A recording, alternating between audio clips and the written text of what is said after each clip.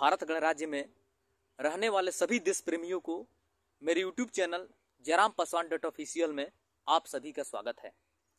देखिए, आज हम 4 शब्द के शीर्षक वाला पाठ के बारे में, इन 4 शब्दों से हम आपको भारत में हो रहे या जो भी चीज़ हुआ है उन सब हकीकतों से रूबरू कराएंगे। अगर मेरा वीडियो से आप सहमत होंगे तो कमेंट बॉक्स में ज़रा सेंड करिएगा अपना विचार, और उसके बाद बढ़िया लगे तो दोस्तों के पास शेयर जरूर करिएगा। उस शीर्षक पाठ का नाम है श्रम विभाजन और जाति प्रथा। श्रम विभाजन और जाति प्रथा। इस शीर्षक पाठ के लेखक के रूप में कहा जाए तो बाबा साहेब यानी कि विधि के विधान रचयिता भारत के बाबा साहेब भीमराव अंबेडकर के द्वारा यह पाठ लिखा गया है, जो क्लास 10वीं के गोधुली के पहला पाठ है। चलिए, श्रम विभाजन। देखिए, श्रम का मतलब क्या होता है। श्रम कहने का मतलब है कि जैसे मान लीजिए कोई मजदूरी करता है, कोई किसान है, कोई नौकरी करता है, या किसी भी जो भी उनकी पेशा हो, तो ये श्रम हो गया। श्रम विभाजन। हमारा भारत के एक ऐसा समाज जिसमें जाति के आधार पर क्या किया गया है, काम को बांटा गया है। श्रम विभाजन, एक तो काम बांट दिया गया है, तो श्रम विभाजन और जाति प्रथा। जाति के आधार पर हमारे भारतीय समाज में काम को बांट दिया गया है, और उसके बाद जाति प्रथा, जैसे कि सदियों से चलते आ रहा है दहेज प्रथा। कोई भी व्यक्ति जब अपना बेटा या बेटी के विवाह करता है तो दहेज लेता और देता है। ठीक उसी तरह सदियों से चलते आ रहा है हमारे भारत देश में जाति पाति को लेकर, यानी कि जाति प्रथा, जाति को लेकर भेदभाव। ये छोट जाति के हैं, ये नीच जाति के हैं। हमारा भारत एक ऐसा समाज है, हिंदू समाज, जिसमें जाति को लेकर भेदभाव किया जाता है, जो दुनिया के किसी भी समाज में मौजूद नहीं है। हमारे भारत के एक हिंदू ऐसा समाज है जहां पर जातिवादी को लेकर ऊंच नीच का करार किया जाता है, और जो अग्रिम जाति के लोग हैं समाज में अपने आप को श्रेष्ठ मानते हैं और समाज में ऊंच नीच का करार करते हैं, जो कि विश्व के किसी भी समाज में मौजूद नहीं है। यही है हमारी देश की अश्लीलता, जो कि अगर कहा जाए तो ये जो है हमारी सच्ची मानवता नहीं है। इंसान कहने का मतलब है कि हर इंसान 5 तत्वों से बने हैं, लेकिन ये हमारे समाज में ऐसा क्यों है। हम सिर्फ क्यों नहीं कहते हैं कि हम हिंदू हैं, लेकिन लोग जाति से क्यों जाने पहचाने जाते हैं।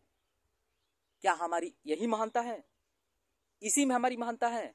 ये हमारी सबसे बड़ी मूर्खता है।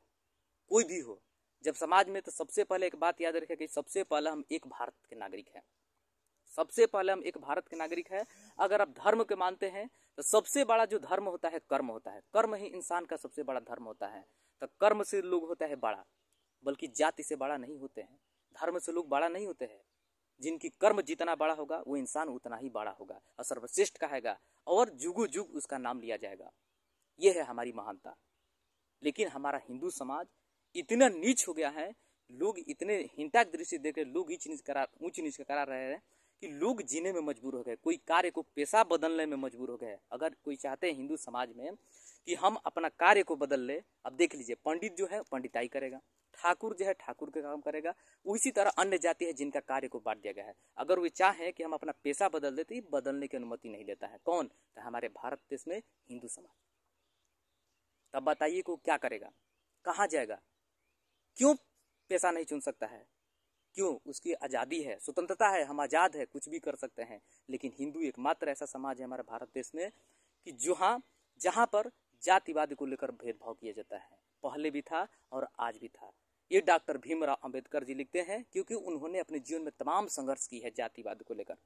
एक दलित परिवार में जन्मे, जिन्होंने जीवन में इतना संघर्ष किया कि हमसे तो परे, हम लोग तो आज उन्हीं का दिन है कि हम जरा कुछ बढ़िया है प्रगति पर, लेकिन हम भी आज भी पीड़ित है। हम अपने गाँव में या किसी भी समाज में कोई भी होंगे, वहाँ पर कुछ नहीं कुछ तो लगभग 30-40-50% जरूर पीड़ित होंगे इस समस्या से, हिंदू अगर समाज से बिलोंग करते होंगे तो।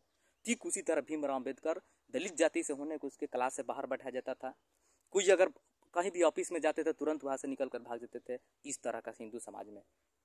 तब भीमराव इनको देखते हुए हमारे समाज में हम लोग को कुछ अधिकार दिए। उसके बाद उन्होंने बौद्ध धर्म अपनाई। अगर आप बौद्ध धर्म में जाते हैं तो वहाँ पर जातिवाद कुछ भी नहीं है, सिर्फ बौद्ध, जहाँ पर सत्य की बताई जाती है महानता, कर्म की महानता बताई जाती है कि कर्म से बड़ा कोई नहीं होता है, कुछ नहीं होता है। तो इंसान कर्म से बड़ा होता है, बल्कि धर्म और जाति से बड़ा नहीं होते हैं। अगर ऐसा हम करते हैं तो ये हमारी मूर्खता है, ये हमारी महानता नहीं है। अब कोई भी इंसान को ऐसा नहीं करना चाहिए, बल्कि समाज में एक दूसरे के साथ मिलजुल कर रहना चाहिए। एक दूसरे से भेदभाव करने के बावजूद ना करने के बावजूद एक दूसरे के साथ मिलजुल कर रहे, भाईचारा का नाता रखे, समानता रखे, भारतीयत्व रखे, तब हमारा विकास होगा, तब हमारी महानता की पहचान होगी। सभी को जय हिंद, जय भारत, जय संविधान।